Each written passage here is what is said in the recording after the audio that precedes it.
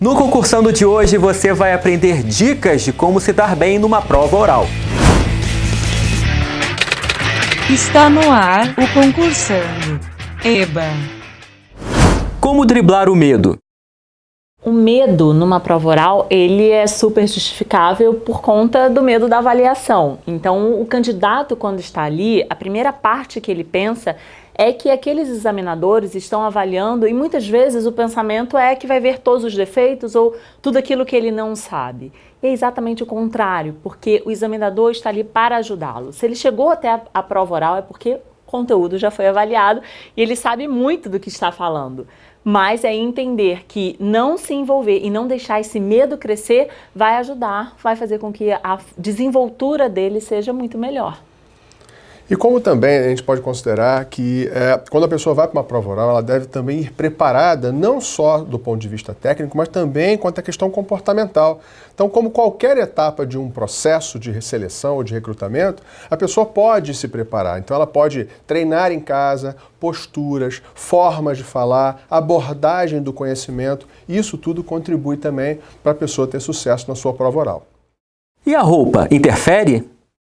A roupa é uma comunicação muito importante. É importante saber qual é a cor que o candidato vai utilizar e naquele momento a preocupação não deve ser que vai deixá-lo mais bonito ou mais interessante visualmente em termos de combinação, mas sim qual é o aspecto mais observado no sentido da credibilidade e também do cargo para o qual essa pessoa quer se direcionar. Quais os principais pontos observados em uma prova oral? Olha, a questão comportamental e as habilidades emocionais de lidar com uma prova dessa, ela é ampla. As pessoas normalmente trabalham a questão do equilíbrio emocional, da postura, manter-se tranquilo, passar uma expressão tranquila. Isso pode ser trabalhado através do coaching. Mas, fundamentalmente, o que a pessoa também trabalha com bastante frequência é a questão do concatenamento de ideias. É a preparação, é a estruturação, a organização das suas ideias. Isso também passa por uma preparação em termos de competência. Como o candidato pode intensificar a sua preparação? Existem provas disponíveis na internet, isso é fácil acesso, provas de concursos anteriores. Então, uma dica que eu dou para a pessoa que não pode ter acesso a fazer um curso de oratório, fazer um trabalho com coaching, reúna um grupo de pessoas com o mesmo objetivo e peça para que um indivíduo seja o examinador naquele momento e você, no papel de candidato, treine. Tudo que você puder fazer para que no dia da prova seja mais confortável, eu sugiro que faça.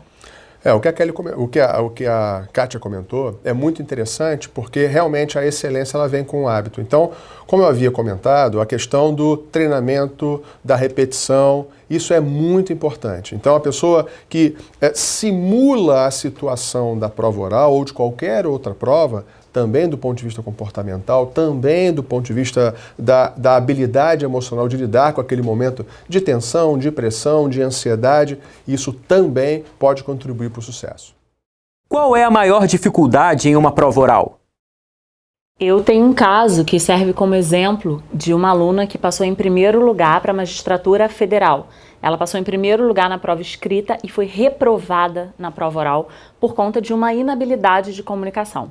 Depois que ela fez o curso, ela conseguiu entender que naquele momento o conteúdo dela, sem dúvida, já tinha sido avaliado, uma vez que ela estava em primeiro lugar. E na forma de expressão, ela tinha, no caso específico desse exemplo que eu estou falando, ela tinha uma voz muito infantil e que para o cargo não pode. Uma magistrada, uma juíza não pode ter uma voz infantil, não combina com as decisões que ela vai precisar tomar. Então, uma mudança vocal fez toda a diferença na hora dela ser aprovada. E tem um outro aspecto muito interessante que, como a Kátia comentou, a questão do conhecimento técnico, isso já está aferido. A questão da habilidade dela, de saber lidar, de se comportar, de ter o equilíbrio emocional, e isso costuma ser o entrave. Então, a ansiedade, a pessoa deve desenvolver a segurança de lidar com a prova, com aquele momento de desafio, para ela, então, conseguindo manter-se equilibrada, ter o sucesso. Eu digo sempre que se nós temos uma obrigação na vida é perpetuar o conhecimento que nós acessamos. Seja um treinador, seja um coach ou seja uma pessoa que está em busca de um cargo ou de uma vaga numa empresa.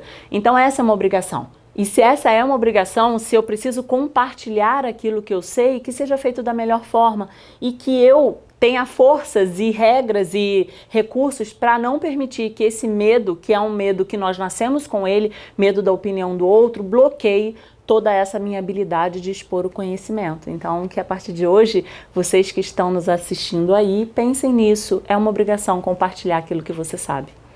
E é interessante também, brilhante o comentário, mas também a questão do sempre se capacite, sempre busque ser melhor, sempre busque aprender, né? Ser melhor, expor melhor, treinar melhor, fazer o seu trabalho melhor, porque o mercado é competitivo, existe uma concorrência muito grande, existe muita gente boa no mercado disponível, mas aquele que realmente está diferenciado, que ele mostra que agrega, que faz um algo a mais, ele se destaca.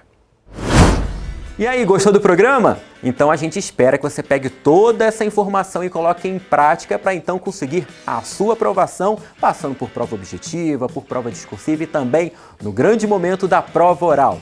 Não deixe de colocar o seu comentário aqui embaixo e também seguir as nossas redes sociais, Twitter, Instagram, Facebook e também YouTube. Tudo coloca /Degrau Cultural, ok?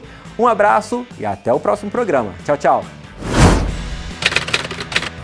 Até semana que vem.